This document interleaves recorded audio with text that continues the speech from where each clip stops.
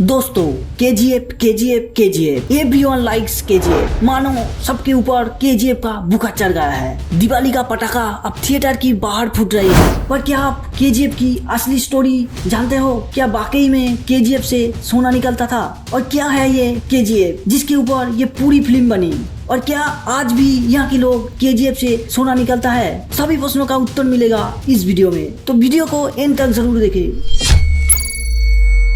दोस्तों केजीएफ यानी कोलार गोल्डफील्ड ये कर्नाटका की कोलार शहर से 30 किलोमीटर और कर्नाटका की राजधानी बेंगलोर से लगभग 100 किलोमीटर दूरी पे है। और ये एक सोने की खदान है जहाँ पे आज भी 2,60,000 लोग बसवास करते हैं। हालांकि 2018 से पहले इस जगह को कोई नहीं जानता था, पर 2018 में जब केजीएफ मूवी रिलीज हुआ तब इस जगह के बारे में लोग जानने लगे। और 14 अप्रैल 2022 में जब केजीएफ चैप्टर 2 मूवी रिलीज हुआ तब सब केजीएफ के बारे में जानने के लिए उत्सुक हो गए। हालांकि फिल्म में जो केजीएफ के बारे में दिखाया गया है वो पूरी तरह से एक फिक्शनल स्टोरी है जिसका असली केजीएफ की इतिहास से कोई लेना देना नहीं है। पर असली केजीएफ की जो स्टोरी है वो भी इतनी रोमांचकर है कि आप सोच भी नहीं सकते।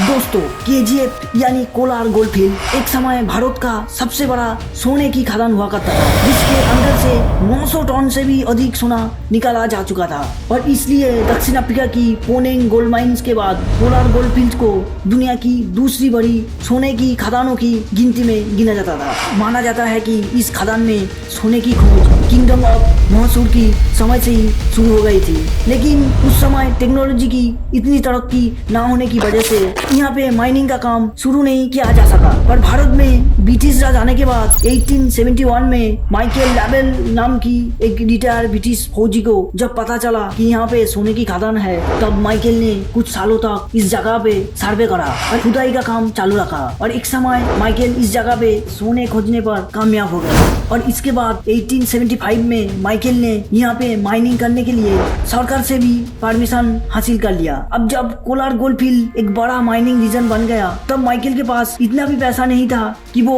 अकेले की दम पर इतनी बड़ी माइनिंग ऑपरेशन को अंजाम दे सके। और इसके लिए उन्होंने केजीएफ की माइनिंग के लिए इन्वेस्टर ढूंढना चालू कर दिए। और इसी के चलते केजीएफ की माइनिंग का काम जॉन टेलर एंड सन्स नाम की एक ब्रिटिश कंपनी के हाथ आ गए। और इस कंपनी ने 1880 में माइनिंग ऑपरेशन का काम अपने अंडर ले लिए। और इस कंपनी की आते ही यहाँ पे माइनिंग का काम बहुत ही जोरों शोरों से शुरू हो गई, जिसके चलते मजदूरों को भी बहुत दिक्कतों का सामना करना पड़ा, क्योंकि उस समय माइनिंग के लिए मशीन तो दूर बिजली तक का भी उपलब्ध नहीं था, जिसके चलते मजदूरों को अपने हाथों से ही काम करना पड़ा। और एक सरकारी आंकड़े के अनुसार 120 साल तक चलने वाली इस माइनिंग के लिए लगभग 6,000 मजदूरों ने अपनी जान गंवाई थी। अब John Taylor and Sons company की आने की बाद यहाँ पे माइनिंग का काम बहुत जोरों शोरों से शुरू होने की बाद भी कंपनी इस काम से खुश नहीं थे, क्योंकि यहाँ की सारे काम मजदूर अपने हाथों से किया करते थे। अब काम की रफ्तार को और भी ज्यादा बढ़ाने के लिए 1890 में कंपनी द्वारा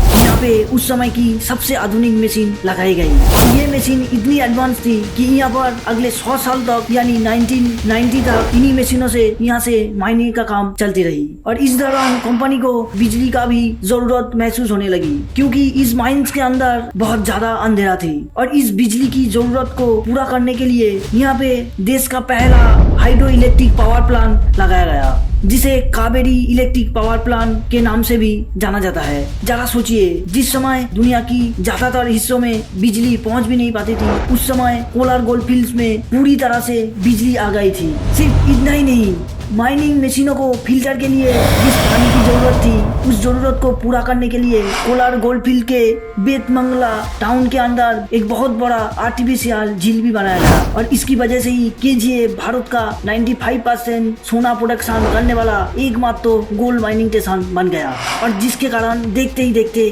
केजीएफ एक बड़े शहर में तब्दील हो गई। और यहाँ पे पक्के मकान, हॉस्पिटल, क्लब और गोल्फ कोर्स जैसी बहुत सारी चीज बनाई गई, जिसके वजह से इस शहर को उस समय का मिनी इंग्लैंड भी कहा जाने लगा। लेकिन दुख की बात यह थी कि यहाँ की सारी सुविधा सिर्फ और सिर्फ ब्रिटिश ऑफिसर को ही मिलती थी, जो यहाँ की माइंस के अंदर बड़े पद पर काम करते थे, जबकि खादान में मजदूर करने वाला भारतीयों को कुछ भी सुविधाएं नहीं मिलती थी। और जब 1947 में भारत आजाद हुआ उसके ठीक 9 साल बाद यानी 1956 में यहाँ की राज्य सरकार ने इस माइनिंग को अपने अंडर में ले लिया और 1972 में भारत सरकार ने BGML यानी भारत गोल्ड माइन लिमिटेड नाम का एक PSO बनाया और इस खादान और यहाँ पर होने वाली माइनिंग काम को अपने अंडर ले लिया। यानी माइनिंग रीजन अब पूरी तरह से केंद्र सरकार की हाथों में आ गया। लेकिन केंद्र सरकार ने इस जगह पे कुछ खास नहीं कर पाए। पहले इस जगह की ऊपरी स्तर पर ही सोना मिल जाता था, पर जैसे जैसे समय बीतता गया